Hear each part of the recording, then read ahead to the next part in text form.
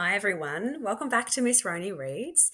Today we're going to be reading the first chapter of Erin Gough's The Flywheel. Let's read the blurb and see if you're interested.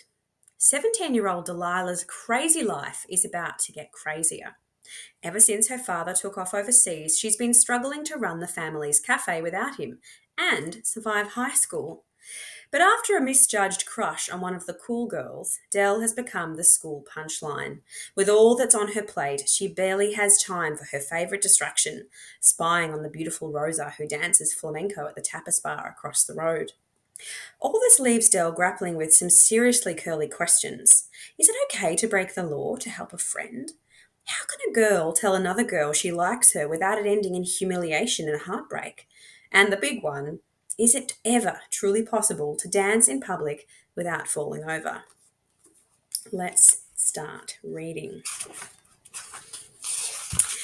As far as English teachers go, I could do worse than Mr. Hammer.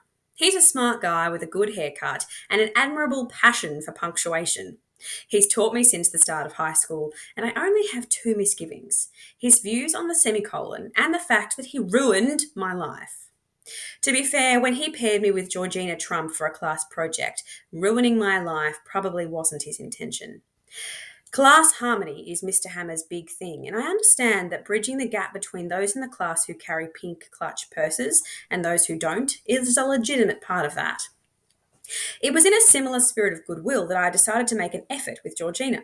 This was despite the fact that when Mr. Hammer said, "Georgina, you're with Delilah," she pretended not to know who I was, even though we've gone to school together for over 4 years now. So when she giggled stupidly at things that weren't remotely humorous, I was tolerant. When she eye-rolled with her friends across the room, I refrained from strangling her. I even lent her my study notes when it became clear she hadn't read the book. Little by little, she began to laugh at my jokes, and not with her fake giggle, but with a slightly embarrassing, and therefore endearing, snort. People started to notice how well we were getting on. Our friendship seemed so unlikely, so against our usual order of things, that they started talking and speculating. I'd heard the words before. Of course I had. Lezo, dyke. Some were actually quite creative, but that didn't make them easier to hear being muttered by the netball team's wing attack as she shoved me hard against a locker. Soon this kind of thing was happening more than once a day. The words, once they'd been said aloud, seemed to multiply. I heard them whispered from the back row in biology. The hockey squad captain slugged a few at me as she steered me out of the change rooms doors. They travelled on the breeze from the windows of the tuck shop, along the oval, and through the choir stalls. And my best friend Georgina, she threw obsessive stalker into the mix and asked to change English classes. So much for class harmony. Chapter 1, Flamenco Hour. When life throws up in your lap, my father is fond of saying, find yourself a distraction from the smell. For him, this means watching horse feathers on a loop in a darkened room in his pyjamas. It's how he spent a whole month after my mother, June, ran out on us the January before last. Not that the Marx Brothers ultimately did him much good. Dad's still a ball of quivering mush. That mother of mine really stomped on his heart. I'm hoping the overseas trip I've made him take for his first in 20 years he's spent running our family cafe will knock the misery out of him once and for all. As for me, in the past month, I've been slammed against lockers, I've had insults about me scrawled on school desks, and I've been called too many names to remember.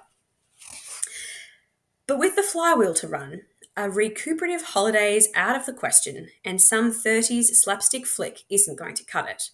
Lucky then that I'd found my own diversion from the reek of proverbial vomit. I call it flamenco hour. 6 nights a week, my running sheet is more or less like this. 7:51 p.m. My heart begins racing anticipation. 7:52 p.m. My legs do this thing where they go numb along the insides. 7:53 p.m. Out of the corner of my eye, I see the stack of washing up on the flywheel counter. I ignore it. 7:54 p.m. I toss my tea towel on the floor and sneak upstairs to our flat. 7:55 p.m. I wade through the junk in Dad's bedroom to the window that looks out over the street. 7:56 p.m. I peer into Sharada, the tapas restaurant across the road. 7:57 p.m. I look at my watch. Not long now. 7:58 p.m. I keep my sights on the figures making their way through charada, two girls in flamenco skirts and a boy in high-waisted pants. 7:59 p.m. The three of them take their places on the scuffed boards between the dinner tables. A loud crackle erupts from a speaker, and a man's warbling voice starts to sing in Spanish. 8 o'clock. They begin to dance. The tall girl with the red skirt is Angeline. Ramon, all in black, is her brother. The other girl, her dark hair parted down the middle and fixed with a tortoiseshell comb, is their cousin. Her name is Rosa Barea, and she is the reason I stand here watching and imagining as she dances, her arms around my waist and my hands on her hips. The music stops, and for a moment I am still there with her, still charged with the rhythm of the dance and the warmth of her body. For a moment, it doesn't matter that I'm the butt of 100 playground jokes, while she is an elegant goddess with the greenest eyes in the southern hemisphere. For a moment, Rosa Barea loves me, despite all of it, with all of her heart. While the fantasy lasts, I forget about the misery of the last 4 weeks. I'm in the arms of a beautiful woman, and we're dancing. Then I catch my reflection in the window. An ordinary girl in a dirty cafe apron looks back. It brings me back to earth. Who are you kidding, Delilah? I sigh, my breath hot against the glass. That's the end of chapter 1.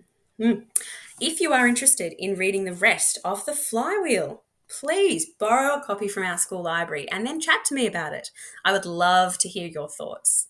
Thanks very much for listening, and I will see you next time. Bye-bye.